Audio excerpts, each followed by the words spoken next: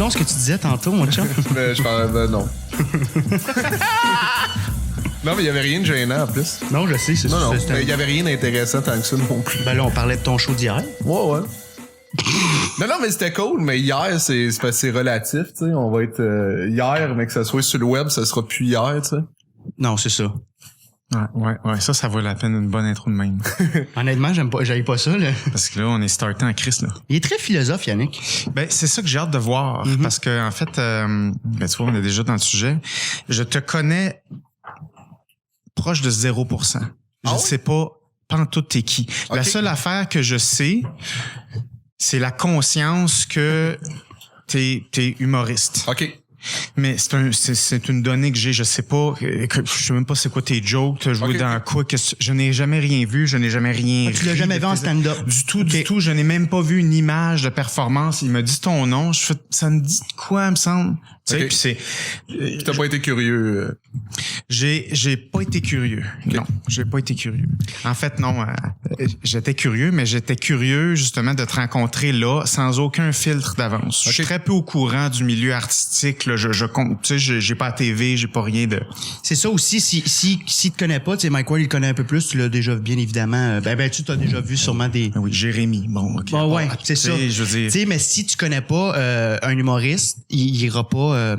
t'iras pas faire des recherches parce que c'est justement ça un peu aussi le fun du podcast, c'est d'apprendre à connaître surtout l'humain.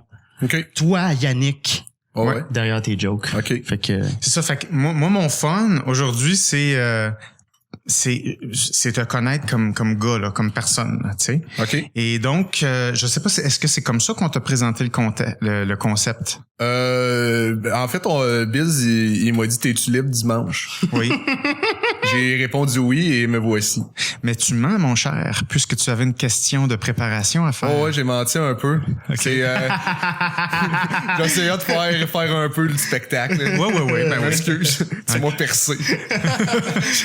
non, il me l'a conté un peu. Il me l'a dit que c'était un podcast qui était axé sur c'est ça, sur connaître l'être humain. Là, ouais, je suis au courant. OK, cool. Je suis au courant. Fait que, bref, j'ai des questions. OK. Les questions sont pas préparées spécifiquement. Mais est-ce que tu connais un petit peu ce que je fais, moi? Non, pas vraiment.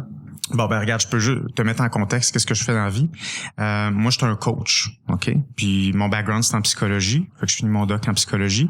Mais je suis pas un psy classique là qui va dans l'enfance là pour rien. Mon but, c'est de comprendre qu'est-ce qui fait qu'on est capable d'atteindre certains objectifs dans la vie. Puis des fois, qu'est-ce qui nous empêche d'avancer? Qu'est-ce qui fait en sorte qu'on peut mettre des stratégies en place ou des comportements en place ou des systèmes de pensée en place qui fait en sorte qu'on atteint ce qu'on veut.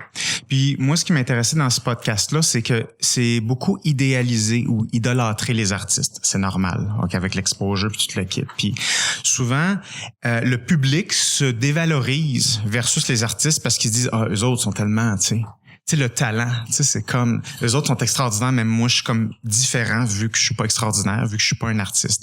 Puis, c'est pas tout à fait ça. Et moi, j'ai beaucoup d'admiration pour les artistes parce que c'est dur être un artiste. T'es ta propre business, faut que, c'est des challenges émotionnels, t'as de l'exposition sans arrêt, et les gens pensent que c'est comme des êtres parfaits, qui ont jamais de doute de rien, etc. Et c'est pas vrai. Et donc, moi, je trouvais que ça faisait plus honneur aux artistes de les connaître pour dire oui, sur la scène, c'est ce qu'on voit, mais l'arrière-scène, il y a plein d'affaires qu'on voit pas et dont on parle pas jamais. Parce que on s'attarde sur ce qui se passe sur la scène et tout ça. Puis l'idée, c'est de voir, toi, tu vis comment, tu viens d'où, comment tu penses, qu'est-ce qui fait en sorte que Yannick de Martineau, il y en a un, puis ça donne ça sur scène. Ou dans tes projets. Fait que c'est un peu ça qui nous passionne, puis c'est ça qui m'a drive de savoir t'es qui puis comment tu fonctionnes, toi. Tu sais? Okay. Fait qu'en gros, c'est ça le background, c'est ça que je fais. Parce que c'est ça, Yannick aussi, ben on se connaît bien là, t'es parmi mes meilleurs chums là. Ouais, on est des. C'est yes sir. Ouais, ben ça c'est la preuve, ouais. Tu vois, t'as une belle main molle. C'est parce que moi je voulais plus moi je trouve que l'amitié c'est plus par rapport aux doigts. Ah, comme ça je voulais faire. Ouais. OK. Ouais. J'ai vu ce que tu voulais faire mais c'était pas clair. Non. Mais tu vois, on a quand même une belle chimie, je pense. Ouais. J'ai senti de l'amour malgré tout. J'ai beaucoup d'amour. Mais mais Yannick, tu sais, je veux dire, on se connaît depuis Depuis jadis. 4-5... non, mais depuis genre 4-5 ans, Ouais. je pense. Ouais. Puis Je comptais ça tout à l'heure, on s'aimait pas au début, moi puis Biz. Non? Non, moi je pensais qu'il y avait une attitude de marde. Puis, oui, il me l'a dit. Ah ouais, non, mais c'est parce qu'il était gêné, puis tu sais, des fois, ça fait ressortir comme... ben c'est ça, tu sais comme une attitude que pas calculée, mais je pensais que c'est ça. Je pensais qu'il avait une attitude face à moi. Puis finalement non, puis après ça tu pensais que tu sais je t'avais emmené à la Malbaie puis tu pensais que c'est juste parce que t'avais une voiture. Puis là c'est là que je l'ai convaincu que je l'aimais bien. OK. J'étais convaincu qu'il m'avait amené là faire sa première partie uniquement parce que j'avais une voiture puis qu'il prenait avantage de moi puis aucune. On a dormi dans un lit 5 puis après ça. Ah! Il y a eu un avant puis un après. Ça a débloqué quelque chose, hein? Ouais. Après ça, je me suis dit, OK, on est chum. Ouais. Il m'utilisait pas finalement pour avoir, tu sais, pris l'espace de son lit simple pour me le proposer. Non, ça t'a rassuré beaucoup, hein? Puis maintenant, Alex, je me sens comme... Alex, c'est ça, je dis, c'est comme quelqu'un... c'est comme un ami d'enfance, mais que j'ai pas connu enfant. Je me sens de même quand je t'avais. C'est le plus beau compliment aussi qu'on m'ait fait depuis longtemps. Ben, je suis content pour vous. Je suis content pour votre couple. On a une petite chimie couple, un peu. Ouais. On a un petit côté couple. Mais tu sais, c'est ça aussi avec les anxieux, c'est qu'on peut paraître des êtres extrêmement lourds ou très centrés sur eux-mêmes ou justement c'est des tas de marde parce qu'on s'approche pas des gens ou tu sais, je t'ai quasiment pas parlé le premier show qu'on a fait ensemble, d'où ton raisonnement de faire hey, c'est vraiment un tas de marde ce gars-là. J'étais juste extrêmement réservé. Fait que c'est ça aussi surtout quand tu réfléchis trop à tes angoisses puis tout ça. Puis mais toi t'avais l'air bien. T'avais l'air déjà en confiance. T'avais quel âge, As? 20, je pense. Ouais. Non, peut-être un peu plus vieux, je sais pas. J'ai gagné en route à 21. C'est ça. C'était genre 22 peut-être. Ah, t'avais 22, ouais. Genre. Mais tu sais, c'est parce que j'avais vraiment beaucoup de respect pour toi. Je te voyais comme une star, là, tu sais. T'avais gagné en route, fait que... Mais t'avais déjà l'air comme, OK, c'est ma place. T'avais pas l'air d'être un gars anxieux ou trop stressé du milieu. Ouais. T'as-tu le cas ou... Non. Non, pour vrai, non, je sais pas bien. Mais c'est ça, comment ça a commencé, ça, la carrière que t'as là? Fais-moi un petit briefing, là. Quand t'avais 6 ans, tu rêvais à quoi? Être astronaute ou faire ce que tu faisais là? J'ai été violé par mon oncle, puis ensuite de ça... mais non, c'est vrai? Ben non, c'est pas vrai. Mais non, mais moi, Tu commences pas à le pogner? Non, là? non, non, mais t'es bon, tu vas chercher qu'est-ce qui... Non. J'ai eu envie d'être honnête. Non, c'est pas vrai. Mais attends, excuse quoi la question exacte? C'est ça, hein? C'est, je veux savoir comment, là, bon, t'as la job que tu fais là, t'as la carrière que tu développes là. Ouais. Quand est-ce que c'est arrivé, ça, cette idée-là? Qu'est-ce que tu voulais De faire faire de quand t'étais l'humour? petit? Ouais. Ça m'a comme habité longtemps, mais je pense que c'est à partir que j'ai fait de l'improvisation. Mais avant ça, j'étais vraiment quelqu'un de gêné, moi, à l'école. Ben, je suis quelqu'un qui était comme quand même pas mal tout seul, tu sais, j'ai une bonne partie de ma vie. Fait que j'étais pas conscient que j'étais drôle ou whatever, tu sais, j'étais pas conscient je savais pas de ma personnalité, tu sais. Comme à l'école, tu parles? Secondaire, primaire, dans ces âges-là? Ouais, c'est ça. OK. Puis j'étais souvent seul, fait que j'étais pas au courant, mais ça m'habitait, j'aimais ça. Puis à un moment donné, en faisant de l'impro, j'ai réalisé que je contrôlais le rire, puis on riait pas de moi. Puis je fais c'est nice, tu sais. Puis je pense qu'à partir de là, mais je sais pas pourquoi ça m'habitait. J'avais envie de faire ça, mais je sais pas à quel moment exactement. Mais l'impro, ça joue un rôle. Ouais, vraiment. Ça, c'est quand, ça? C'était à quel âge? J'ai commencé à faire de l'impro en secondaire 1. Ah, OK. Ah, quand même tôt, OK. Fait qu'à 12 ans, t'as commencé à contrôler ce que tu fais à un public. Ben, au début, non, j'étais sûr qu'on riait de moi. Je me souviens parce que j'ai joué au Patro de Lévis, puis moi, je voulais aller jouer au hockey. Puis là, il y avait plus de place pour aller, je voulais gauler. Tu es dans la ligue de l'école? Non, c'était le Patro, c'est un genre de maison de jeunes, de quoi de même, ils font plein d'activités. J'étais arrivé, je voulais aller jouer au hockey puis me faire des amis, je venais d'arriver à Lévis. Puis il y avait plus de place, ils m'ont dit tu peux aller faire de l'impro. Puis là, j'étais non, tu sais, je veux pas faire de l'impro, j'avais chaud. Puis là, j'ai été faire de l'impro, je me souviens, le thème c'était le grand blond aux chaussures noires. Oui. Je m'en souviens. Puis là, j'ai fait un impro, puis les gens ils riaient, puis moi tout le long je faisais comme hey man, ils sont pas respectueux, ils rient de moi pendant que j'essaye de faire de l'impro, tu sais. Puis là, j'ai été choqué. Puis après ça, tout de suite après, on m'a demandé d'être dans l'équipe de tournoi. On me disait, hey, t'es vraiment bon. Moi, j'ai fait, je suis dans un dîner de con. Ah oui? Ils veulent m'amener en tournoi pour rire de moi, tu sais. Puis finalement, 2-3 ans plus tard, j'ai fait, hey, crème, il me trouvait bon pour vrai. Okay, c'est ça. J'ai commencé à avoir des étoiles pis tout. Ça t'a pris 2 ans à te dire, OK, finalement, il rit pour les bonnes raisons. C'est ça, il rit pas de moi, finalement. Mais ça a été long, là. Mais rendu devant le public, j'ai catché un moment donné, ouais. Okay. Fait que t'avais jamais écouté d'impro avant d'en faire parce que t'aurais catché que les gens rient parce que c'est... Non, mais c'est parce que, tu sais, c'était dans un petit local, pas de public. Fait que ces gens-là, j'étais comme... Tu sais, moi, j'étais pas conscient que ça... Tu sais, quand tu fais de l'impro pis t'as aucune idée de c'est quoi les notions d'impro. En secondaire 1, là, j'ai 12 ans. Là, jamais... Je sais dessus, moi, quand faire de l'impro, j'étais là pis je disais des affaires, là, tu sais. Ouais. Fait que j'étais comme, il rit du fait que je suis pas bon, tu sais. Je savais pas. Ouais. OK. Fait qu'avant cet âge-là, quand t'étais petit, t'étais pas un clown. Je ne sais pas parce que j'étais souvent je pense que oui un peu. Mais j'étais bien gêné, tu sais. OK. J'étais bien gêné. Okay. Mais des fois je contrôlais pas, tu sais j'ai un ton de voix qui porte à croire que je plaisante plus souvent que je plaisante là. OK. Non mais j'ai un ton de voix un peu, tu sais je peux avoir l'air gnochon là, tu sais. Puis quand j'étais petit, ça on se le dit, il est conscient de ça. Il est on se l'était dit. Non mais je suis conscient de mon ton de voix, tu sais, puis vu que je fais de l'humour maintenant, c'est cool, tu sais, c'est une force, tu sais, ce ton de voix de taré là. Ouais. Sois doux avec toi quand même. Non mais je le sais, le ton de voix que j'ai là, okay. J'ai écouté déjà mon répondeur là de téléphone. Qu'est-ce que tu fais à t'appeler? Hein? OK, tu... Non, mais pour l'écouteur m'emmener, curieux d'entendre ma voix, tu sais. T'as déjà fait ça, toi? Ben oui, il me semble que c'est sain de le faire. Ah tout oui? Le monde... Oui, mais oui. Faut que je le fasse? On va m'écouter. Non, mais tu t'es déjà écouté en show, whatever, tu sais. Ouais, mais pas mon répondeur. Non? En tout cas, mais je trouve des fois, j'hésite dans des moments que je fais, pourquoi t'hésites là, dude? Tu sais, maintenant, je dis mon nom, puis là, tu sais, Yannick de Martineau, là, je fais, pourquoi t'as l'air d'hésiter dans ton propre nom, tu sais? Des fois, je me dis ça. Des fois, je m'écoute, là, je fais, hey, come on! Ouais. Rigueur. Puis, donc, tu finis souvent tes phrases par des questions en show aussi. Ouais. J'aime ça, ouais. non mais j'aime ça amener mes sujets en questionnement, ouais, de faire hey on va réfléchir à ça ensemble. Mais tu sais c'était ça aussi mon dernier show, je l'avais appelé les questions sont éternelles, les réponses temporaires. Puis c'est comme ça que je vois souvent la vie en général, fait que j'aime ça écrire mon humour en question parce que je trouve que c'est ça je trouve l'intelligence de quelqu'un se calcule plus dans ses questionnements que dans ses affirmations, tu sais. OK. Question quiz. Comment tu définirais ce que tu fais dans la vie? De mon humour en tant que tel? Ouais.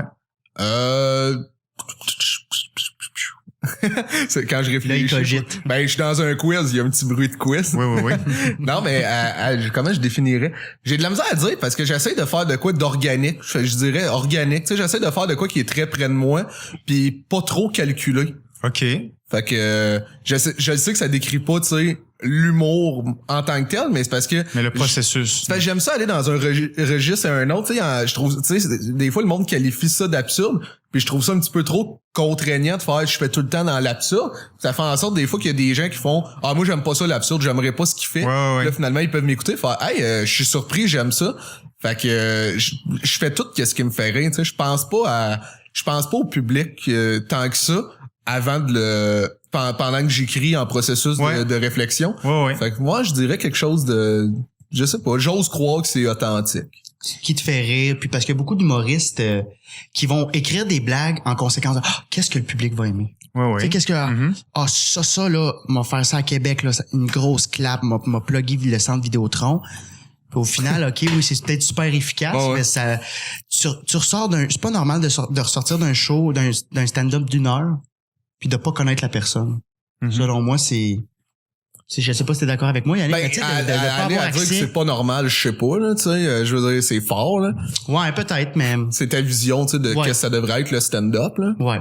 Mais je comprends ce que tu veux dire, là. Ben, j'aime ça avoir accès à l'humain. Ouais. Ben, c'est ça. C'est ce que tu parles, c'est ton processus créatif fait en sorte que tu penses plus à qu'est-ce qui vient organiquement que le calcul de la joke ou le calcul. Mais c'est parce que tu sais pourquoi j'aime faire de l'humour, c'est pas tant pour faire. Tu sais, il y en a que c'est vraiment faire. Excuse-moi, j'ai été attiré par la queue de ton perroquet. Tu sais, il y en a que leur principal moteur, c'est vraiment de faire rire. Ouais. Moi, avant tout, je trouve ça nice que, tu sais, l'humour, c'est une grosse carte blanche que je peux faire absolument n'importe quoi que je veux à condition que je fasse rire les gens d'une certaine fréquence. Moi, c'est ça qui m'allume. C'est pas l'aspect rire, c'est l'aspect liberté. Créer, l'aspect liberté de création. OK. Tu parles de ce processus-là créatif. À quelque part, on parle un peu d'identité. Tu sais, c'est-à-dire que toi, tu fonctionnes comme ça. Toi, ta perception de c'est quoi tes grosses forces qui te distinguent, c'est quoi? Je pense, justement, vu que je suis proche vraiment de qu'est-ce que je fais, puis proche de dans la vie, je dirais, je pense que je suis spontané. Tu sais, quand je suis sur scène, je fais le pas, puis c'est là que je suis quand même le plus confortable. Puis je pense que ça serait une de mes forces quand même, tu sais, de ma proximité avec le public, là. Ouais. Je pense que je parle aux gens. Je prends pas les gens de haut. Quand je suis vraiment sur scène, je leur jase comme jase. Je sais pas si je me trompe, mais je pense. Non, t'es right on. Ouais. Je t'ai jamais senti hautain sur scène. C'est ça. Je pense que j'ai une bonne capacité à aller. Ben, j'ai appris au fil du temps. Vu, je fais quand même. Là, je sais que tu sais pas exactement ce que je fais. Ben, j'ai quand même, tu sais, un univers un peu singulier. Tu sais, comme à mes débuts, tu sais, j'étais un petit peu moins accessible pour tous. Okay. Parce que justement, j'avais moins réflexe d'aller chercher les gens. Puis maintenant, j'assume cette folie-là. Ouais. J'assume pourquoi qu'on peut rire pour différentes raisons pour la même blague là. Ouais. Tu sais, il y en a qui ils comprendront pas ma réflexion, ils vont rire parce que j'ai l'air weird. Puis au début, je l'assumais pas ce weird là, puis maintenant, tu sais, je l'assume un peu plus. Fait que je suis capable d'aller je pense que ce serait ça une de mes forces, d'aller chercher le monde en tu sais, même je sais pas moi, tu sais c'est pas pour tu sais je sais ça a un rapport avec l'ouverture d'esprit puis pas tu sais un casting précis, mais mettons une madame vraiment d'un certain âge qui c'est pas son type d'humour, ben je pense que m'a trouvé la manière d'y proposer les mêmes gags que d'habitude, mais moi les faire d'une twist différente pour y plaire. Pour la rejoindre. Ouais. OK. Fait que je pense que ce serait ça la façon que je propose mes trucs. OK. C'est ça, tu tiens compte beaucoup. Il aime pas ça. Il s'en va le réel. Tu tiens compte beaucoup du public, dans le fond, puis à essayer d'aller chercher les gens où ils sont, finalement. J'ai envie que tu sais, je suis conscient du rôle, tu sais, de que j'ai quand je suis sur scène, tu sais, je suis là pour divertir les gens, tu sais. Ouais. Puis quand je suis en train de créer, je pense pas à ça, mais quand je suis sur scène, je suis très conscient puis je veux que les gens s'amusent puis qu'ils comprennent, tu sais, qu'est-ce que je propose. Ouais. T'es comment dans la vie? T'es-tu ben moi, je le demande pour le podcast, là, parce que je le sens en tabarouette comment que t'es dans la vie, là. C'est de la rhétorique, là. Ouais. Je veux t'entendre parler là. Mais t'es-tu, t'abordes-tu la vie de la même façon que t'abordes une scène? Sûrement pas, là. Tout le temps heureux, hop la vie. Ça, c'est moi. Tout le temps une ligne, un punch. Yes, sir, mon chum. Des claps de couche-tard. Ben, explique donc comment tu me vois. Ben, moi, je te vois, je pense qu'on se ressemble quand même beaucoup dans nos aspects personnels de la vie, là, où on est quand même très rêveur dans le sens où on n'est pas toujours là, souvent en retard, aucun respect pour ses amis, pour les meetings. Non, je te niaise. Okay. Non, mais je pense, je pense qu'on se rejoint là où on est souvent pas dans le moment présent, dans le sens où on réfléchit à beaucoup. J'ai de la misère je pense à pas mal d'affaires en même temps. Là, ouais. Tu sais, des fois on se parle les deux, puis il y a des moments qu'on s'écoutera pas mutuellement. Ouais. Puis on est en train de jaser des fois dans le vide. Tu sais, on travaille beaucoup aussi ensemble où on s'est dit, tu sais, des fois quand Yannick il voit que j'ai pas une bonne écoute, il me le dit. Il me ramène sur le terrain. Ouais, je suis quelqu'un quand même d'honnête, là, mais... Ben, tu sais, puis on s'était parlé aussi avec toi, là, Yannick, t'as pas d'écoute, puis là, j'essaie j'essaie d'évoluer, là. Ben, t'as évolué, man. Ouais. Je te l'ai dit, là, je pense que ça faisait 2 ans qu'on avait eu cette discussion-là où... OK. Faudrait avoir plus d'écoute, puis plus vivre la discussion, puis... La personne qui est devant nous, ben, est importante, puis faut l'écouter. Puis, je te l'ai dit, j'arrête pas de te le dire, t'écoutes, là. On écoute. Ah, ben, t'es gentil, merci. Mais moi, des fois, c'est parce que j'ai réfléchi à comment que je dois être. Tu sais, moi, mon état que j'aime le plus, c'est quand je suis hangover. J'ai pas assez d'énergie pour over-réfléchir. Ouais. Fait que j'aime ça. Ça te détend. Ouais, c'est les moments que je me trouve charismatique en mots t'as dit quand je suis hangover. Il dit en plus. Non, mais ouais, là, mais je suis c'est charismatique. non, mais Tu vois dans le miroir effoiré, tu dis, oh, là, je suis définitivement mon best. non, mais ça me fait rire, mais c'est vrai un peu parce que c'est les moments que j'ai réfléchi moins. Fait que je suis là, tu sais, on dirait quand je suis totalement en forme, là je pense un peu trop à OK, comment je fais là dans la pièce, comment je fais pour être aimé. OK, j'ai trop c'est ça que je viens de dire. Tu sais, j'ai ça, puis là je me dis comment qu'il faut que j'agisse. Puis après ça, tu sais, je me demande comment je suis d'habitude quand je suis le fun. Hey, c'est comment déjà quand je suis naturel. Puis là je me mets à essayer d'être naturel mais en pensant à comment que je suis quand je suis naturel. Fait qu'évidemment que je le suis pas naturel, Ouais. Puis fait que je bois beaucoup.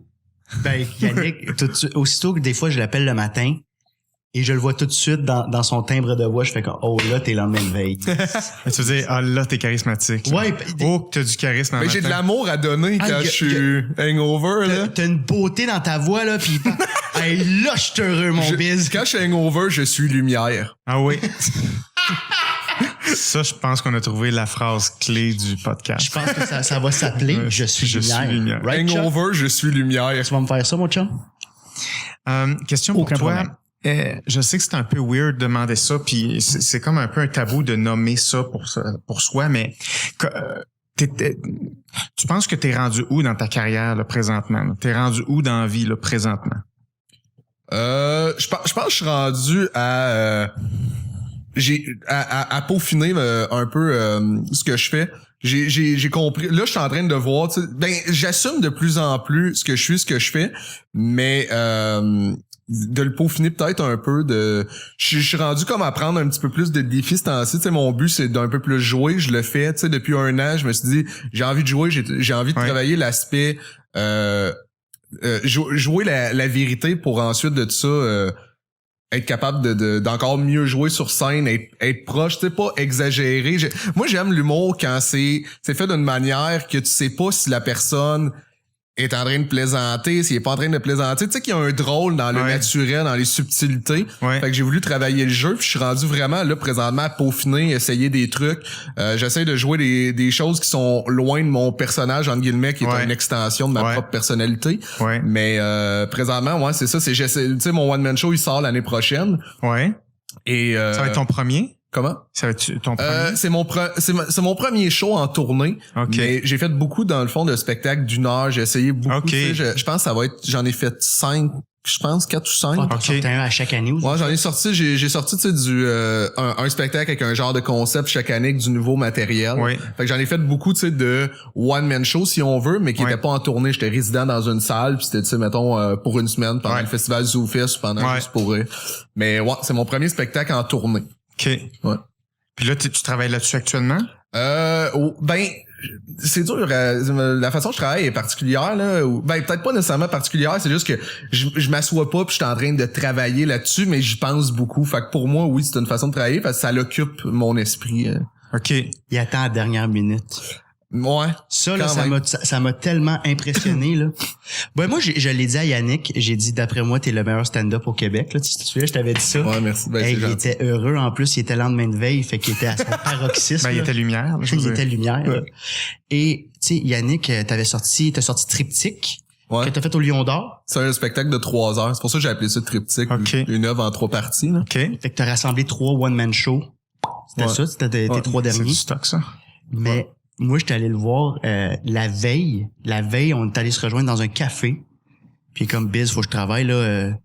J'ai pas encore fait mon montage, mon pacing, mes gags. Je sais. C'était dans 12 heures, genre? C'était genre dans 24 heures. Ah, okay. On faisait 3 heures de show. Alors, je me souviens, là, j'avais vu justement comme maintenant il me reste 12h48. J'étais au café dépôt. Bon ben, la lumière devrait kicker dans peu de temps, là. Oh, mais est-ce que tu carbures à la peur? C'est-tu pour ça ou t'es juste un gars qui procrastine? J'ai de la misère à... Quand je suis trop d'avant, ben, oui, je procrastine, mais j'ai tellement de la misère à me mettre dans un état d'esprit que je suis... Si je suis obligé de créer, je suis incapable. c'est que je suis incapable, je trouve ça nul.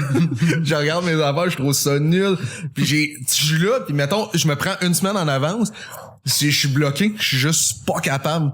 J'ai de la misère, on dirait que je suis pas excité, c'est trop loin, je suis comme ça donne quoi là. Puis je trouve les meilleurs flashs quand j'ai pas le choix. Mettons souvent là, tu sais, avant un headline, c'est là que je trouve tu sais, un headline, c'est un 45 minutes dans le fond dans un bar quand t'es la tête d'affiche d'une soirée d'humour. Ouais. Souvent j'écoute les autres, c'est là que je trouve mes meilleures lignes que je garde juste avant quand je m'en vais monter sur scène, parce que là je me dis il y a je trouve une idée puis je m'en vais à proposer tout de suite. C'est ça qui m'excite. Quand j'ai une idée puis c'est dans 2 semaines, ça me gosse, tu sais. Je suis pas tu le feels pas là à ce moment-là. Mais là c'est pour ça que je te disais je suis en train de peaufiner parce que là j'ai accumulé quand même beaucoup de matériel. Puis tu sais pour une première tournée, tu sais moi ça va être un public plus large que j'ai fait jusqu'à présent, tu sais à qui j'ai parlé dans le fond. Fait que c'est sûr que ça va être un genre de best-of si on veut, puis j'essaie d'allonger les trucs que j'ai déjà, aller chercher tu sais dans des zones que je fais ça c'est intéressant. Les gens ont envie que je parle un petit peu plus longtemps de ça. Fait que je suis en train de peaufiner, développer un peu plus. Puis là, je fais qu'est-ce que j'ai jamais fait. Tu sais, travailler d'avance plus longtemps sur quelque chose. Puis, J'ai une question. Je l'ai vu dans tes sourcils. Ben oui, je le sais. Fait que j'en avais une aussi. Ben vas-y. Non. Oui. Oui, vas-y. Elle est courte. Oui. Mais tu sais, Les Prodiges, là, la web-série qui va sortir incessamment, là. 9 novembre. La plug à Yannick. Mais tu l'as écrit d'avance. T'es capable aussi.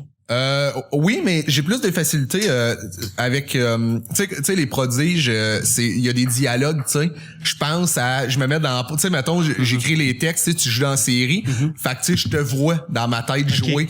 Mais mettons que c'est du stock pour moi, c'est que je propose des idées. Tu sais je m'en vais tu sais je travaille beaucoup sur scène, tu le sais là. J'ai une idée, tu sais mettons je me dis comme j'ai le goût en salle de parler des cachous. Puis t'écris live, t'écris souvent sur scène. Ouais, j'écris souvent sur scène. Fait que mettons je veux parler des cachous, puis là je trouve une ligne directrice de faire OK, m'a dit que les cachous, j'aime mieux ça salé. C'est qui sale les cachous, c'est qui tu sais whatever là. Fait que là m'a partir là-dessus, mais mettons j'ai de la misère à y penser d'avance. À part quand j'ai un flash là qui m'excite, mais c'est note, puis après ça je ferme le cellulaire. Mais mettons une série, c'est que il y a des personnages qui se parlent, pis ça m'excite parce que je les vois ces personnages-là, tu sais. J'aime ça créer une situation. C'est un peu plus cartésien pour toi de faire ça de même dans le sens où t'as déjà tes codes. Mais on dirait que vu que je m'abandonne dans une situation, j'ai plus de facilité à l'écrire d'avance. Okay. Parce que j'aime vraiment l'humour de situation, puis je pense que c'est une des raisons pourquoi je voulais plus jouer. Parce que j'avais jamais monté, les gens m'ont associé longtemps à un genre de personnage qui était en fait c'était moi mal à l'aise. Dont ton ton de voix, les affaires comme ça. Là. Ouais, ben tu sais on voit de plus en plus, tu sais je me suis un peu émancipé si on veut. Parce que je sais pas, je me suis dégourdi, je me suis un peu dégêné, je suis devenu un petit peu plus assumé qui que j'étais. J'avais des complexes aussi que dans le fond qui sont partis. Puis, comme par exemple mes dents, j'étais extrêmement complexé par mes dents, c'était fou. Avant ça, moi j'avais les dents croches puis un peu avancées. Biz lui il m'aimait mieux avant parce que j'avais plus un visage atypique là. Parce que j'avais des palettes, tu sais, j'avais par là comme ça un peu puis j'aime le naturel. Ouais, mais c'est naturel là tu sais, je veux dire j'ai c'est pas naturel tes autres. J'ai pas un dentier là. Non, mais t'es né comme ça puis là non, je suis pas né comme ça, je me suis trop sucé le pouce. Ça oui. Non, on va couper ça, c'est pas grave. Hey, c'est ça. Exactement. Non, mais tu comprends ce que je veux dire, t'as pas eu... Non, mais moi... Mais bref, non, mais... Il y a tout quelque chose. C'est ça. Non, mais ça... Il y a une coupe de complexes qui te tapait ses nerfs. Pour de vrai, ça, c'était fou quand ça me complexait. Quand j'ai commencé, je parlais tout le temps avec tu cachais ta face. Je cachais mes dents avec le micro. Tu prenais le plus gros micro possible. Ouais, pour vrai. OK. Je parlais comme ça avec le micro, tu sais, comme quasiment je mettais ma main au complet sur le micro quasiment, je cachais vraiment beaucoup mes dents. Fait qu'à cette époque-là, moi je voulais jouer, je voulais développer cette aptitude-là, tu sais, mais on parle d'acting, là. D'acting, mais je voulais pas de gros plans, je voulais pas jouer devant la caméra, j'étais trop complexé. Fait que moi, j'ai porté des Invisalign, là, tu sais, genre c'est des genres de gouttières que tu portes, tu sais, c'est quoi. Puis j'ai porté ça, puis ça l'a, à cette heure, tu sais, j'ai plus de palette, tu sais, un peu, là, mais tu sais, en tout cas, j'aime mes dents maintenant. Puis ça a tout changé parce que j'ai commencé à jouer devant la caméra, puis j'assumais, j'étais capable de, avant ça, je souriais pas jamais. OK. Je savais pas ça. ça? Je souriais à personne.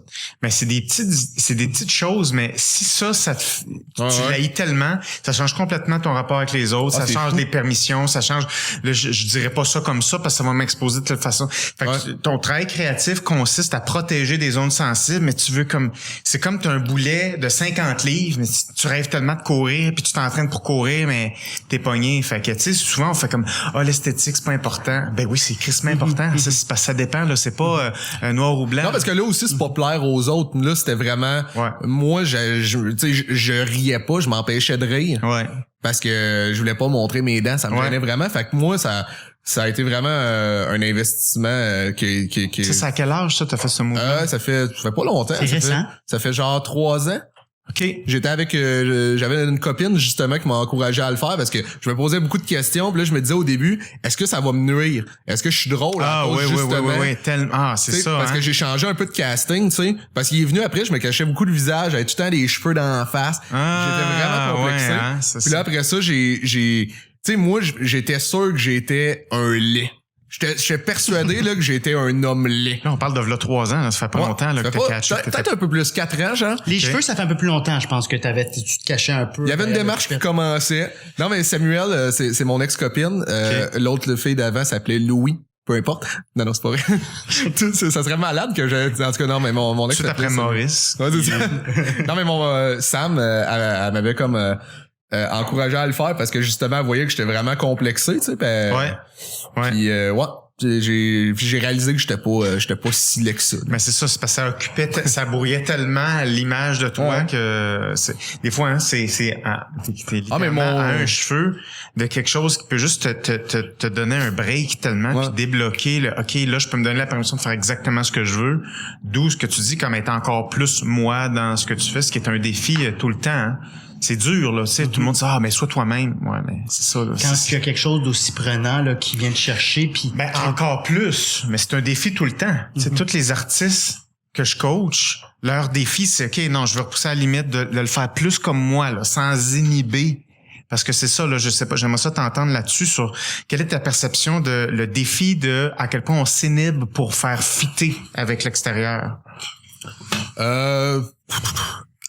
Je sais pas, je le fais beaucoup. Tu parles là dans la vie ou par rapport à ce que je crée? Par rapport à ce qu'on crée en termes de cheminement artistique, travailler à dire non, je veux faire plus, qu'est-ce que je veux vraiment faire, puis se donner plus, se dire plus oui finalement.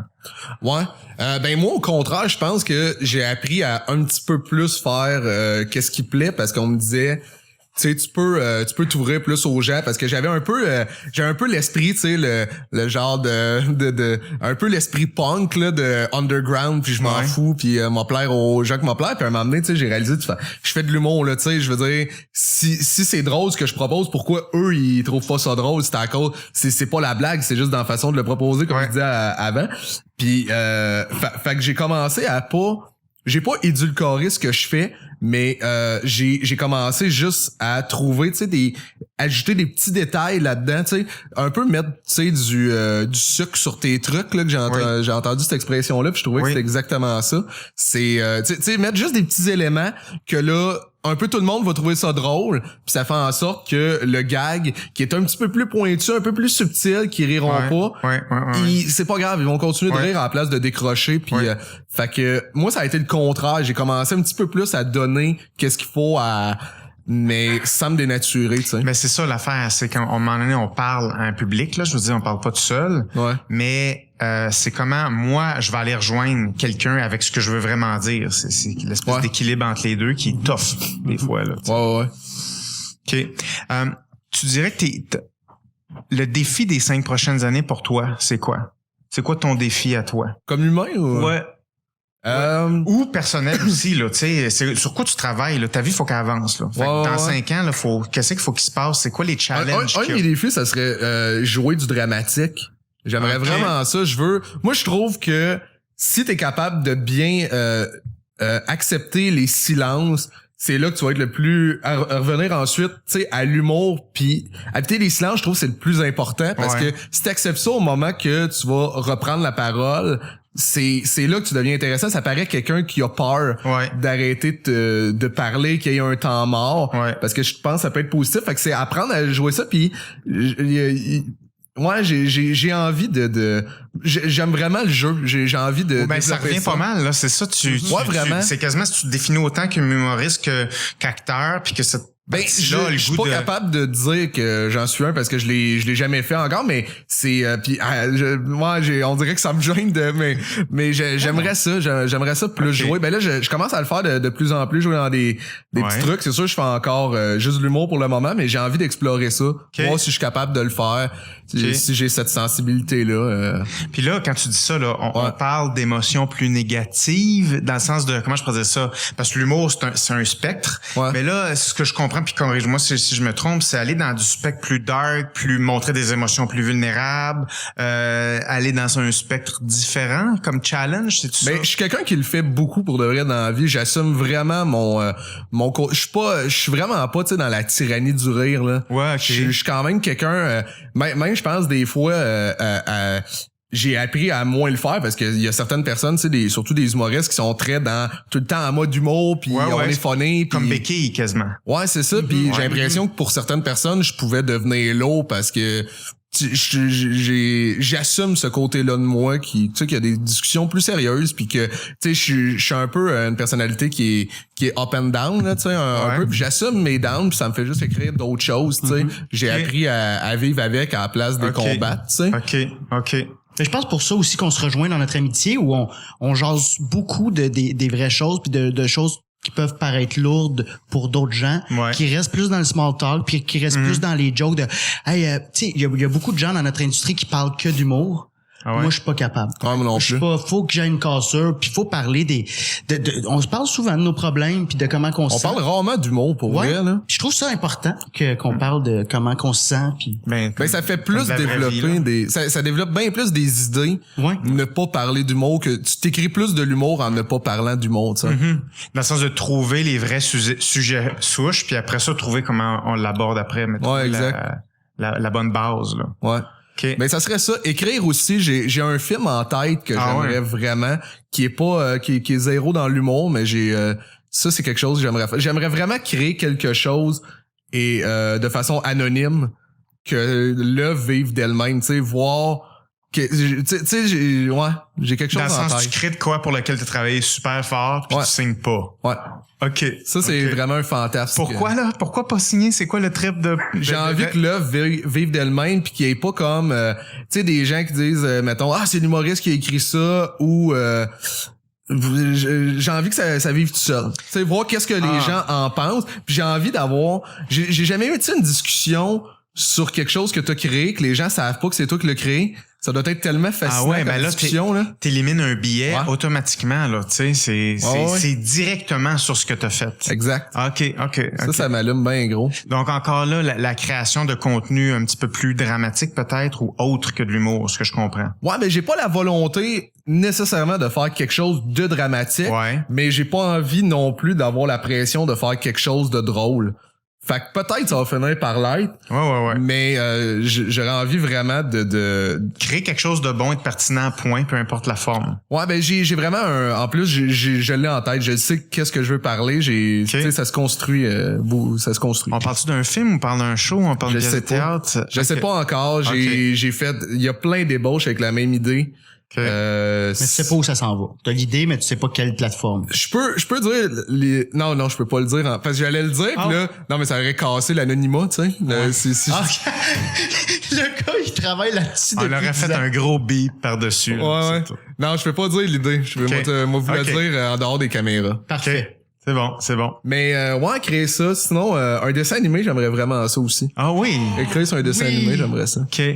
Je suis fan de ça. Tu fais-tu des voix? Est-ce que t'es un tripeux de voix? J'aimerais ça aussi c'est un de mes défis. C'est ça. Mais j'ai de la misère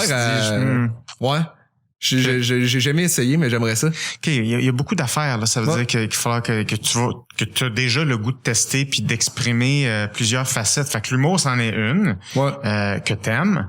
Mais comme tu dis, c'est pas comme une béquille, c'est une façon d'exprimer qu'est-ce que tu as le goût de faire parce que on sent clairement que t'es t'es très créatif, là, je peux dire. Là. T'es très inspiré aussi, puis tu veux expérimenter d'autres choses. Ouais, exact. OK. Tu prêt à un petit peu plus de questions personnelles? Ouais, vas-y. Ouais. Ouais. T'as quel âge? J'ai 28 ans. OK. Tu une blonde? Non. C'est quand ta dernière blonde? C'est-tu Sam? C'est Samuel, ouais, ça fait genre 4 ans, ouais. OK. C'est ça? Ben, c'est plus récent que ça, non? Non. Ben, peut-être 3 et 4 ans. OK. Combien de temps vous étiez ensemble? 1 année environ. C'est quoi ton raccord de couple? 1 année. C'est avec elle? Ben, c'est ex-écho avec une autre. Les deux sont C'est 12 mois. OK. Ciao. OK. Ouais. Puis là, depuis 4 ans, c'est quoi qui se passe à ce niveau-là? J'ai juste pas cliqué avec quelqu'un. Ben, je suis pas quelqu'un qui veut absolument être en couple. Je pense que c'est ça qui fait en sorte que je serais prêt à être en couple. Mais c'est ça. J'ai comme, je sais pas, ça a pas donné que j'ai envie de m'abandonner dans cette aventure-là. Puis c'est quoi l'aventure là que tu veux vivre toi en couple là? Comment tu conçois ça? Qu'est-ce que tu veux? Ouais, le couple. Le couple pour moi. Ouais. Ben, je pense que quelqu'un qui fait partie de ton quotidien, puis que t'es capable de partager tout avec cette personne-là, puis être capable sans que ça te demande un effort dans le fond de la rendre bien la personne. Mais je vois vraiment ça comme de l'amitié que du sexe là. OK. Pour moi, c'est aussi simple que ça là. Okay. Tu sais, je veux que la personne mon seul critère c'est que la personne me surprenne. C'est ça que j'aime dans la vie, tu sais. Okay. De peu importe la manière, puis je parle pas de me faire des surprises là, mais couteau. Ouais, c'est ça. Mais non, mais me surprendre, tu sais, me challenger, tu sais, j'ai Ouais, stimule un peu l'intellectuel là-dedans, là, que éveille un peu, parce que la surprise, c'est ça, hein, c'est j'ai pas vu venir quelque chose. Ouais. Les surprises, ça vient de n'importe quoi, là, c'est pas juste un birthday party, c'est une façon de twister quelque chose, c'est un challenge, hein, une surprise. Puis c'est-tu quelque chose qui t'a manqué dans les relations avant, puis t'as fait non, là c'est un critère qui est vraiment important maintenant. Peut-être un peu, mais j'ai eu de la difficulté à, tu sais, j'essaie de travailler vraiment beaucoup sur moi pour de vrai là. Je pense pas que j'ai été facile nécessairement en couple. Je suis quelqu'un qui snap, on dirait, avec les. Ah ouais.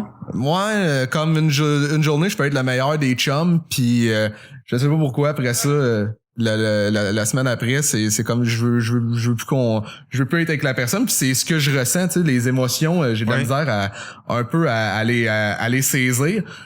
C'est parce que t'as besoin de ta bulle, comme la semaine d'après, là, je sais pas, trop d'énergie. Je sais pas, des fois je tombais confrontant pour aucune raison. Je pense que c'est relié à je manquais un peu de confiance, je me cherchais, puis j'allais c'est comme ça que ça sortait, tu sais, sur quelqu'un qui était près de moi, je devenais comme si c'était quoi en dedans qui je sais pas. Ouais. Okay. Il faut savoir aussi, Yannick, il y a un enfant, il y a un gars de 8 ans. Il y a 10. Camille, il y a 10? Ouais, il y a 10 ans. Mon Dieu, j'ai aucun moi l'espace-temps, ça marche pas là. OK, fait qu'à 18 ans, t'as eu ton premier enfant.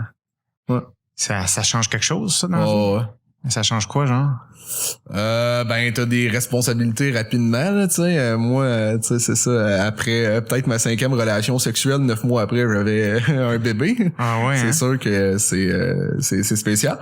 Mais ben sur le coup, ça a été moi ça a été à 18 ans, mettons que j'ai vécu pas mal d'affaires en même temps. Okay. Puis ça a été pour ça que j'ai commencé à faire de l'humour, parce que moi j'avais rien là encore là, j'avais rien qui stressait là, j'aurais vraiment pu finir sur le bien-être social là, tu sais. Dans le sens tu te crissais de tout? Ben ça a été tough cette année-là, puis j'avais été mis dehors de mon école secondaire, j'avais de la misère à l'école, puis j'ai là ma copine est tombée enceinte, finalement on n'était plus ensemble, ça allait pas bien. Tu sais, il y avait personne qui me supportait, tu sais, j'avais pas de proches qui me supportaient, à part, mettons, des chums, mais qui ont le même âge que toi, fait qu'ils peuvent pas te conseiller ou whatever. Ouais. Puis les parents de mes amis, ils voulaient pas m'aider. Pour eux, j'étais un déchet, là, tu sais. J'ai un gars, tu sais, un décrocheur qui attend un enfant. 18 ans, ouais, c'est ça. Fait que j'ai été... C'était tough côté support, hein, côté... Ben, j'en avais juste pas, honnêtement. C'était vraiment comme Yannick, c'est un épée qui fera rien de bon dans la vie, là. C'était vraiment ça qu'on disait de moi. Puis c'est pour tu ça, le ressentais ou les gens le disaient ouvertement? Il le verbalisait, là. Ah ouais. Oh, ouais. Ouais. Oh, Ça, c'est secondaire 5. Non, c'est un... Ouais, cégep, genre, c'est comme dans ouais, ben dans cette période-là, ouais, j'avais 17, 18, là. OK. Ouais. OK. Puis ta mère, t'aidais-tu là-dedans ou non. Non. Fait que t'étais carrément... J'étais tout seul pour eux. Ouais, j'étais tout seul. Fait que t'étais pas proche de tes parents à ce moment-là. Non. OK. Ben mon père, il est mort la même année. Je l'ai connu cette année-là, puis il est mort. T'es-tu sérieux? Ouais. Il est mort la même année, tout ça. Ouais. Mais attends une minute. Attends. Tu l'as rencontré? Ouais. Ça, tu l'avais pas connu jusqu'à 18 ans. Je l'avais vu, tu sais, sporadiquement, là. Okay. Genre, je me souviens qu'un moment donné, on a écouté la lutte ensemble quand j'avais 7 ans. Tu sais, c'est comme c'est ça, le seul souvenir pas mal que j'ai, ouais. Puis tu l'as rencontré à 18 ans pendant toute cette année-là Il était bien malade, puis j'ai fait des recherches pour le retrouver tout. Puis là, je l'ai rencontré, mais il était vraiment malade, là. Il était bonbonne d'oxygène, puis diabète dans le tapis. Puis à l'hôpital, genre, tu l'as rencontré? Non, il était chez ma tante. OK. Ouais. Mais il était bien particulier comme monsieur, là. Il était... je l'ai pas vu, tu sais, comme super souvent, mais assez souvent pour passer de comme OK, c'est mon père, essayer de le connaître. Je fais comme OK, comment il s'exprime au début, j'étais comme OK, c'est cool, il a l'air, tu sais, de ses réflexions pis tout, j'aimais ça. Il était, tu sais, puis après ça, il est devenu comme un peu fucked up. Ça c'est sur le coup c'était pas drôle, mais ok, ben il prenait l'argent de ma tante puis il achetait dans la toilette puis il disait attends, il achetait dans la toilette? Ouais, il avait pris son porte-monnaie puis il jetait genre ses 20$ dans la toilette puis il disait tiens, je combats le capitalisme. Mais tu sais, ma tante, elle fait que je travaille pour cet argent-là, puis en tout cas, il était bien spécial, puis il y avait bien de la répartie, mon père, puis il m'avait emmené dans un centre d'achat, puis il insultait le monde.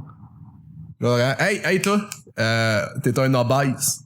Après ça, je fais écoute, on a ce petit problème. Ça va à la chasse à l'insulte. Ouais, puis là il voulait son but, c'était la personne le frappe.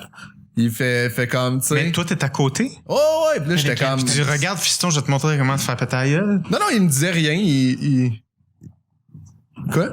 Non, genre, on se fait des codes secrets. OK.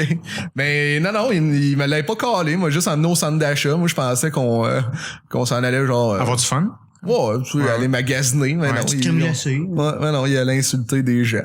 Wow, OK, ouais. OK. Mais j'ai entendu après ça des histoires, c'était il y avait une vie un peu particulière. OK. Wow. Puis là, tu l'as plus vu pendant plusieurs années. Ouais. Non, mais ça, c'était la dernière année, je l'ai vu. Ah, c'est la dernière année. Okay. C'est quand je l'ai rencontré, genre, dans les 4-5 fois, je l'ai vu. Une de ces fois-là, on a été insulté du monde au centre d'achat. C'est ça, t'avais pas 7 ans, là c'était... Non, j'avais 18. OK. Ouais. Mais, je veux dire, cette année-là de 18 ans, je veux dire, tu viens juste de nommer, juste by the way, comme 4 parmi les plus gros challenges humains qui existent, là, tu sais, décrochage scolaire, solitude, tomber enceinte, mort d'un parent, rencontre d'un parent. Tu sais, c'est comme en un an. Ça a l'air d'une télésérie cheap. Ben, c'est comme quasiment, tu sais, c'est impossible. Tu sais, on dirait au script éditeur, là, relax sur les péripéties. Oui, c'est ça, c'est comme là, faut que ça reste crédible. Ouais, là, faut que ça se puisse, là. On va garder une problématique, là. Mais, attends une minute, là, comment tu t'es relevé de ça? Parce que c'est comme dire un rouleau compresseur qui te passe dessus. Qu'est-ce que tu fais, elle, grand? Ouais, ben, honnêtement, j'ai pas pris mes responsabilités au départ. J'ai fait de mon mieux au début. J'ai été avec la mère, on habitait ensemble. Je travaillais dans une épicerie, mais je suis devenu vraiment malheureux. Puis j'avais bien de la difficulté à contrôler mes émotions. Et à un moment donné, j'ai eu peur de tomber agressif parce que on n'avait pas une bonne relation. Moi, puis la mère, tu sais, veut pas, elle aussi, elle était jeune, là, tu sais, elle a le même âge que moi. En fait, elle a un an plus jeune, fait qu'elle avait 17 ans, là, tu sais, même pas encore un adulte. Fait que tu sais, on s'entendait pas, on se respectait pas là-dedans. C'était comme, tu sais, occupe-toi du bébé, là. Fait que moi, j'ai commencé à paniquer. J'ai fait, je ressentais pas à ce moment-là de l'amour pour mon enfant, tu sais, l'amour inconditionnel là, d'un parent, là, je le vivais pas, là, je voyais juste, tu sais, ça me rappelait à quel point moi je faisais rien dans la vie, puis là je paniquais, puis j'étais comme, tu sais, il va être triste là, c'est moi son père, là, ce marde là, c'est un père, tu sais. Puis je déménageais à Montréal, je l'ai pas vu pendant genre 1 an ou 2 là, pour vrai, j'ai fait, tu sais, je me suis dit m'a revenir dans sa vie au moment que m'a pouvoir lui donner de la vraie amour et pas forcer ça, tu sais, j'étais en train de d'y mentir d'en face, là, je suis pas bien, là. Puis c'est là que j'avais comme en tête, je veux faire de l'humour. Puis c'est pour ça, moi, quand j'ai participé en route devant mon premier gala, tu sais, qui est un concours télé, que le gagnant faisait un gala juste pour rire. Oui, ça, je me souviens de ça. Ouais. OK. Mais tu sais, moi, dans ma tête, tu sais, le minimum, c'était de gagner, là.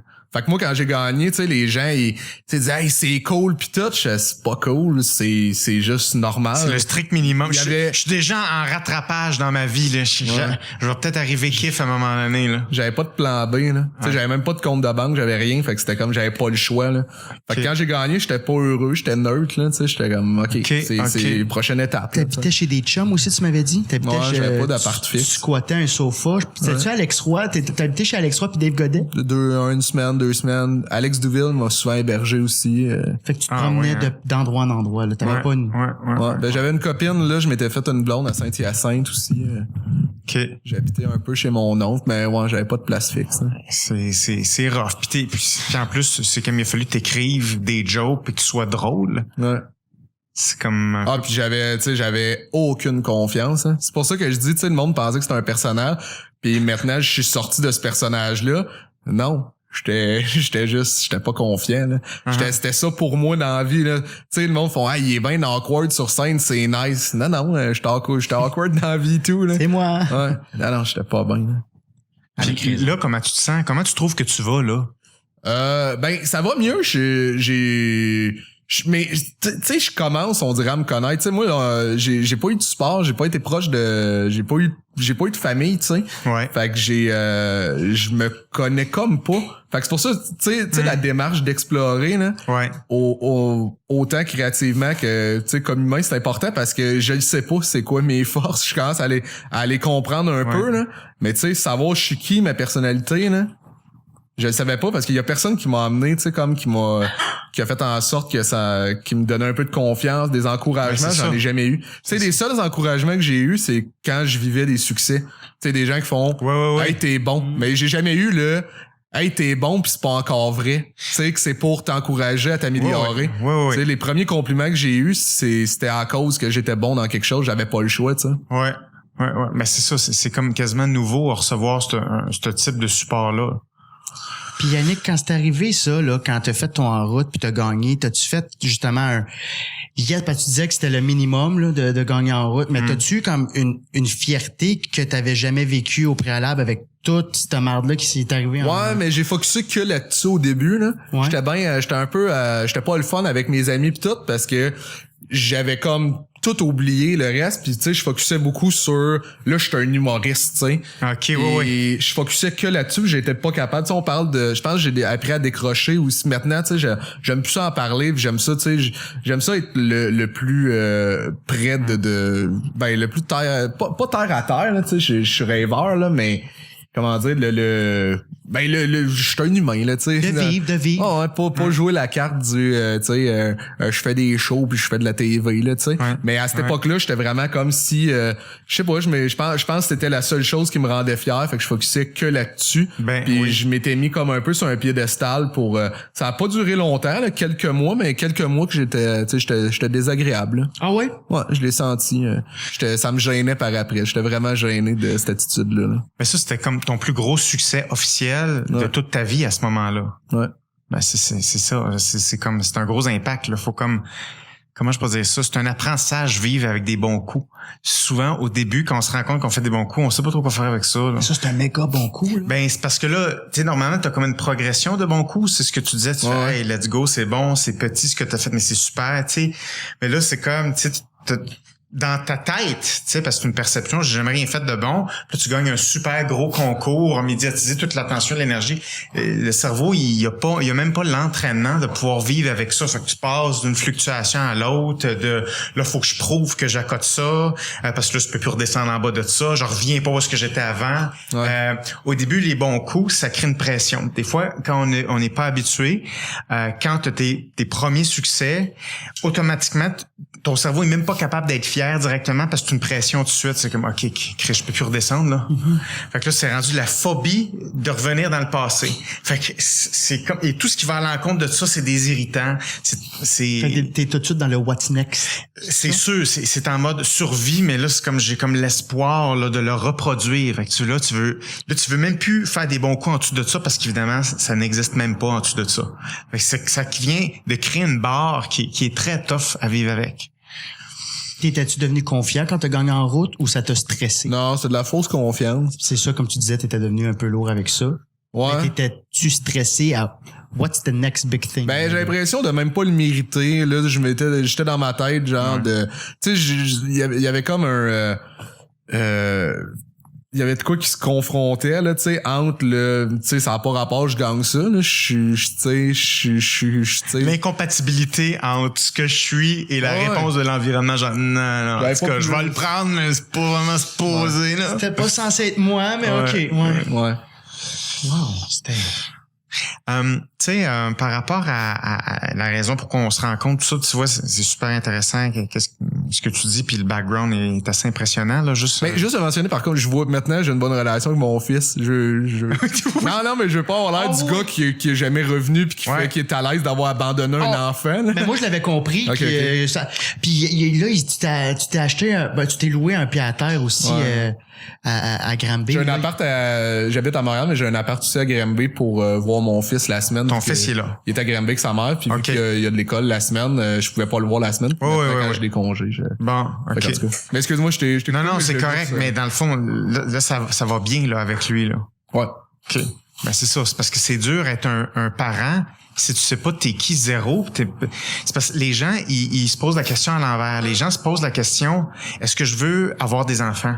C'est jamais la bonne question. C'est est-ce que tu veux être un parent là? C'est ça la question difficile.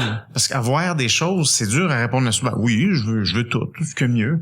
Ouais, mais être un parent, c'est pas évident, là. Faut que tu sois prête à ça. Ça implique un paquet de choses. Puis ça altère bien des relations, là, autant en couple qu'avec un enfant. Puis c'est plate, mais je pense qu'il y en a beaucoup qui se posent pas ces questions-là de justement, est-ce que je suis prêt à avoir un enfant? Il y a beaucoup d'enfants qui, c'est malheureux, mais qui arrivent au monde avec moins 1000 points de vie, là.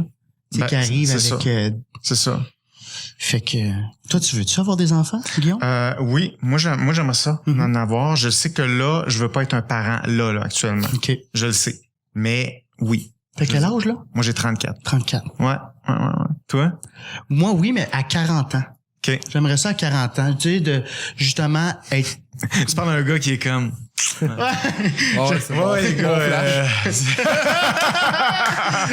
Non, ben, je veux me connaître. D'après moi, je me connaîtrai jamais à 100%. Mais du moins, je veux essayer de me connaître le plus possible, de mettre mon anxiété de côté pour pas projeter ça à mon enfant. Mais moi, je suis content quand même. Tu sais, je suis content. Là, il vieillit, puis tu sais, c'est quand même une relation, tu sais, différente. Tu sais, c'est... Non, je suis content de l'avoir jeune, finalement. C'est sûr, ça m'a, tu sais, ça fait en sorte. Toute une adaptation, là, c'est clair. C'est une adaptation, mais ça m'a poussé à faire certaines choses peut-être que j'aurais pas fait. Là, tu sais, je sais pas que... Je sais pas, tu sais.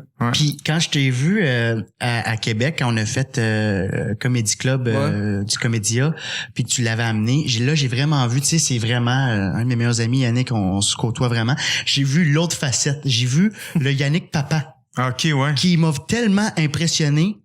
Hey, je connaissais pas ce côté-là. Moi, dans ma tête, Yannick ne peut pas être père. Puis là, tu sais, dans le sens de ce que tu me donnes en tant qu'ami, je suis comme, voyons, Yannick, ça doit pas, tu sais, ça doit être un père bizarre. Tu sais, je l'ai vu, là, j'ai fait, wow, c'est un Christy de bon père. Pas que je pensais que t'étais un mauvais père.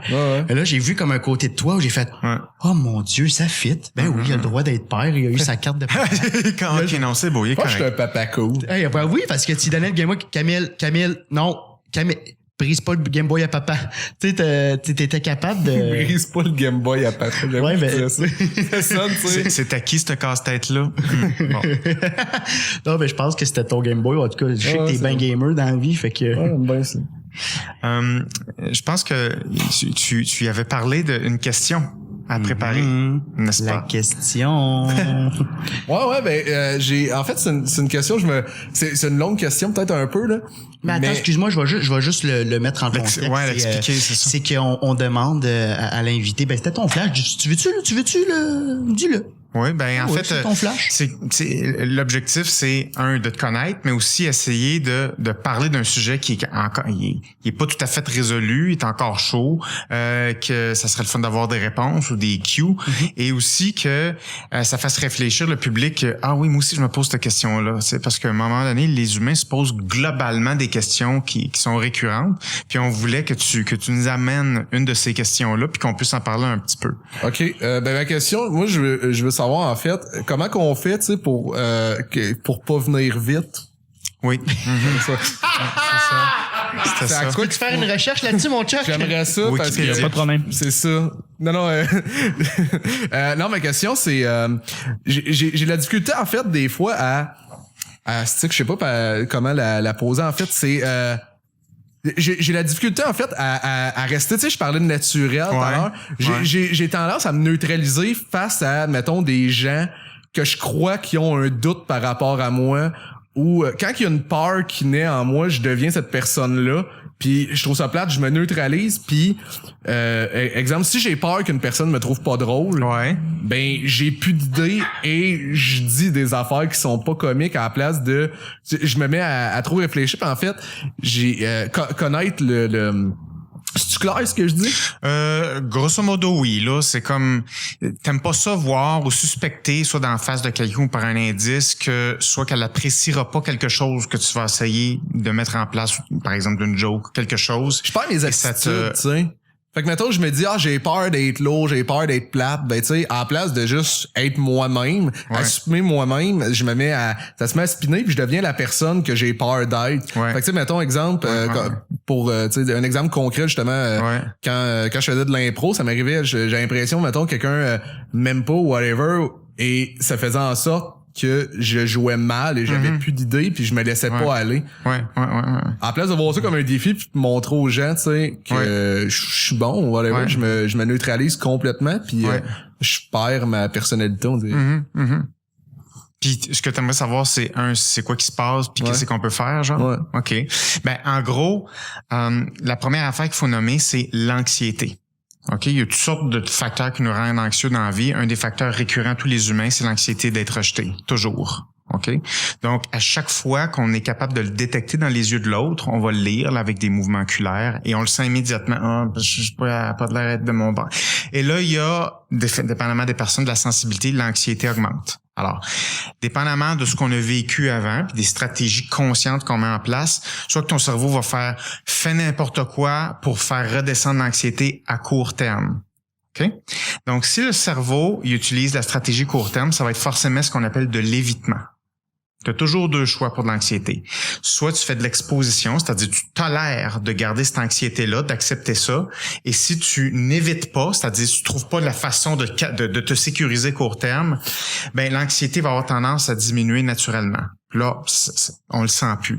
Mais si tu as été habitué à éviter ces pics anxieux-là, tu as entraîné simultanément une déconnexion de ton, entre guillemets, naturel pour essayer de correspondre à une attente. Ce qui fait en sorte que le système s'emballe parce qu'on entraîne l'anxiété. Fait que ça augmente l'anxiété. Fait que la première affaire, c'est qu'il faut se rendre compte, un, c'est de l'anxiété, deux, c'est de l'évitement. Puis le but, c'est arrêter l'évitement. C'est-à-dire, au lieu de faire, je vais essayer de faire quelque chose pour que ça aille bien, c'est augmenter l'exposition. C'est là que tu as commencé à le nommer, tu as dit, non, là, je m'embarque pas là-dedans. C'est comme, oui, ça se peut que là, pour différentes raisons, il aime pas telle affaire. Mais c'est de faire le choix conscient de dire, non, j'essaie pas de sécuriser ça. Je veux dire plus qu'est-ce qui est vrai. Donc, ça veut dire, c'est augmenter la vulnérabilité. Puis c'est ça qui est contre-intuitif pour le cerveau. Quand il y a de l'anxiété, le cerveau il travaille à diminuer la vulnérabilité à court terme, se protéger. Sauf que ça fait un cercle vicieux. Fait que l'anxiété augmente tout le temps, puis c'est encore pire et pire et pire et pire. Fait qu'un des trucs, c'est faut que tu t'en rendes compte. 2, il faut pas éviter ça. Faut te dire, ben oui, c'est possible. Ça arrive tout le temps sans arrêt. Il faut déjà donner des tickets gratis au monde. Tiens, vous pouvez tout maïr un petit peu, il y a pas de problème. D'avance, tu prends le contrôle de ce rejet-là et tu ne pas éviter ça pour pas partir cognitivement sans arrêt. Fait que souvent, quand une personne broie sans arrêt, elle réfléchit sans arrêt, c'est purement anxieux. C'est tous des phénomènes qui servent à éviter l'anxiété court terme. Fait qu'en gros, c'est ça le phénomène. Je sais pas si tu comprends un petit peu ce que oui, quand même, mais concrètement, dans le fond, c'est habituer ta tête juste à accepter cette possibilité de rejet-là. Ça, c'est la première étape. Deuxième étape, faut que tu refasses un autre choix. C'est-à-dire, là, je veux dire quoi, là? C'est quoi l'objectif ici? On court après quoi? Moi, je cours après quoi? Ouais. Il faut recadrer un autre choix. Pas juste réabrier le choix anxieux qui est déjà ongoing. Fait que tu le stoppes là en l'acceptant, tu joues plus après. Tu reviens à la base, tu refais un autre choix en fonction de l'objectif que toi t'as. Fait que c'est important de pas juste faire un move en lien avec l'anxiété. C'est on refait un choix en fonction de qu'est-ce que tu poursuis. Et ça, ce muscle-là se développe avec le temps. On développe à avoir une certaine endurance. Mais qu'est-ce que tu parles d'objectif? C'est, exemple, je sais pas, moi, dans une soirée où c'est que je sens que c'est pas toutes les gens qui peuvent m'apprécier de base, ça serait de l'accepter, puis ensuite de ça, dire comme objectif d'avoir du plaisir ou Oui, ou ça peut être ça, ou de dire bon, de quoi j'ai le goût de parler là, c'est quoi le sujet de conversation? Bon, je parle de ça, c'est ça que je veux dire. Fait de faire un choix plus le choix est précis, plus le cerveau va être fort pour contrebalancer l'anxiété. Comme là, ton choix de plaisir, le cerveau il saura pas trop quoi faire. Plaisir, oui, on a du fun, c'est pas concret. Le cerveau il aime pas les opérations qui n'est pas une cible très précise. Okay. Fait que quand on est dans le langage verbal, c'est bon, attends, de quoi j'ai goût de parler? C'est quoi le sujet? Bon, c'est de ce sujet-là, j'ai goût de parler. Refais le choix de, là, je parle de ça, là, je m'exprime sur ça. Fait que ça, c'est la meilleure sécurité positive qui n'est pas de l'évitement. Fait que ça, c'est la façon d'augmenter la confiance automatiquement, parce que la confiance, ça vient automatiquement quand l'anxiété redevient plus basse. Ben, c'est ça, souvent, je deviens self-conscious, si on veut, tu sais, je me regarde, puis là, je pense trop, je suranalyse autour, puis à la place de tu sais, m'a manqué de mots, ou m'a perdu le fil de mes idées, fait que... C'est ça. Ça, c'est de l'évitement. Parce que le self-consciousness, être conscient de soi, c'est dire, faut que je vois de moi quelque chose avant que l'autre me pogne en train de le voir. Ça fait qu'on a deux personnes à gérer. Mais tout ça, pour faire en sorte de minimiser les émotions négatives de la personne en face et donc minimiser les miennes. Fait tu travailles à faire éviter deux personnes en même temps. C'est impossible et ça rend fou, tout simplement. Fait que c'est comme, faut être conscient de dire, oh, il y a ça qui va spinner. Non, OK. Reset. Bloquer ça. Tu refais un choix. Fait que le Python Reset, ça doit être kické par un choix de base.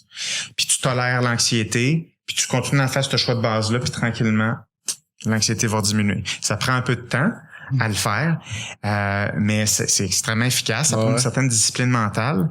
Mais il y a une chose que ça partira jamais, c'est que le cerveau peut pas se calisser de ce que la personne pense. Parce que on aime les autres, on a besoin d'être en relation avec les autres, puis on peut pas être invulnérable par rapport à ça, à part si t'es psychotique, à part si t'as un trouble de personnalité antisociale, là, je veux dire, tu vivras jamais cette anxiété-là. Donc, c'est important de dire, ben oui, c'est parce que je care. Je care pour les autres. Mais là, ça, c'est une chose, mais moi, je care pour moi, je veux dire quelque chose. Tu sais. Donc, c'est cet équilibre-là entre les deux. Ouais, parce que ça, j'ai nommé, tu sais, un exemple qui est très propre à moi, là, tu sais, j'ai nommé l'impro, mais ça m'arrive aussi, tu sais, peut-être situation plus classique, tu sais, mettons une date, là. Ça m'arrivait souvent de partir et faire, j'ai zéro été moi-même, là. Tu sais, tu fais comme, pourquoi je suis pas moi-même, j'aurais été 1000 fois plus intéressant. Puis là, tu sais, je suis quand même quelqu'un d'impulsif en général, tu sais, tu me connais, là, quand il y a une idée, c'est, tu sais, je passe pas de fil, puis tu sais, je fais, hey man, j'ai été la personne la plus plate au monde, là, j'ai parlé de sujets qui m'intéressent pas pour vrai, je réfléchis, tu sais, je pose une question que je m'en sac, là, puis je suis pas de même normalement. C'est ça. Je dis la chose qu'il fallait dire quand, tu sais, je suis pas comme ça habituellement. Mais c'est de réapprendre à vivre le moment présent qu'on était capable, jeune, de faire. C'est vrai que c'est... Mais c'est dur pour des artistes parce que ça fait partie de la job, carry de qu'est-ce que tu fais vivre au tout monde. calculé. Ben oui, c'est normal, mais c'est pour ça que ça prend une discipline de dire non, ça c'est de la job et ça c'est ma vie. Puis si les processus s'overlappent, tu brouilles un peu les deux. Fait que c'est développer le petit muret là de fonctionnement cognitif entre les deux qui est un défi normal d'artiste là, justement. Mais c'est ça en tout cas tu prendras ça, t'essayeras à ta prochaine date de toi-même. Parce qu'il faut que je me mette finalement juste à brailler. ça marche pas! Mais Yannick, merci infiniment d'avoir accepté. Yes. T'es notre premier invité à vie du podcast Répète pas ça. C'était ça que vous vouliez? Moi c'était exactement ça que je voulais. Moi c'était exactement ça. J'avais peur que ça devienne pas ça. C'est en tout cas pour moi, on est vraiment dans le ton que j'espérais. Ben oui, c'est connaître au moins une partie de toi en 1 heure. T'as l'impression de me connaître plus? Plus, ben oui, plus. Oui, j'ai un bon portrait, là. Il est content. Qu'est-ce que tu penses de moi? Je suis curieux. C'est quoi ton analyse jusqu'à présent? Mon analyse? Non, mais vite. Je suis juste curieux. Mettons, qu'est-ce que tu retiens? Vite. Ben, en fait, moi, j'avais pensé finir avec qu'est-ce que j'aime le plus de toi que j'ai entendu. Ah ouais, ok. Ouais. Okay. C'est comme ça qu'on termine le podcast. Veux-tu terminer là-dessus? Oui, j'aimerais ça terminer là-dessus. Moi, ce qui me touche, ben c'est sûr l'historique, on se le cachera pas. C'est pas parce que my God, j'ai vu que ça. Je suis conscient de ce que ça fait au cerveau au développement quand à un timing précis de vie, t'as 4 bombes enlignées, c'est dur de se relever de ça. Puis ça me touche beaucoup que t'aies non seulement juste relever de ça, mais twister ça bien, twister ça avec je grandis à travers ça, puis je réagis à travers ça, puis je l'utilise dans ma créativité. Moi, je respecte beaucoup ça.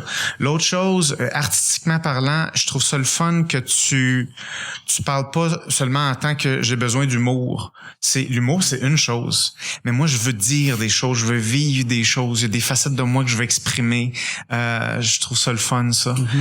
C'est inspirant, je trouve. Puis, ce qui est inspirant, c'est de dire, mais il me reste plein de choses à découvrir, là. C'est comme, ben oui, je suis bon là-dedans, mais je veux dire, il y a rien là. Je veux faire plein d'autres choses, puis je veux voir dans quoi je suis bon dans plein d'affaires. Ça, je trouve ça très inspirant aussi.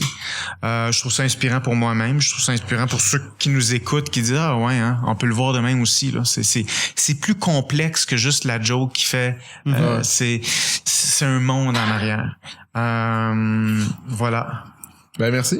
Ben merci à toi. Je te l'ai dit souvent, t'es inspirant aussi. Tu sais, c'est fou comment t'es sorti. Non, mais tu sais, je te le dis souvent off cam. Là.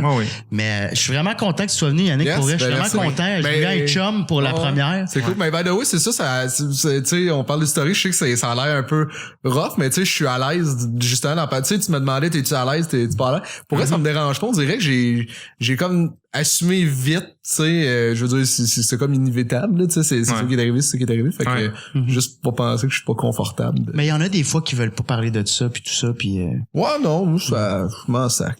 Bon, ben sur ça, puis Yannick, pour tes plugs, on peut te suivre, on va suivre ta page Facebook. Puis pour tes projets qui s'en viennent. Le best, c'est la page Facebook. Bon, ben parfait. Donc, c'était le podcast Répète pas ça. Répète pas ça. Et avec Guillaume Dulude. Merci. Ben, ça fait très plaisir. Yannick Demartino. Yes. Chuck au son. Merci beaucoup, les gars.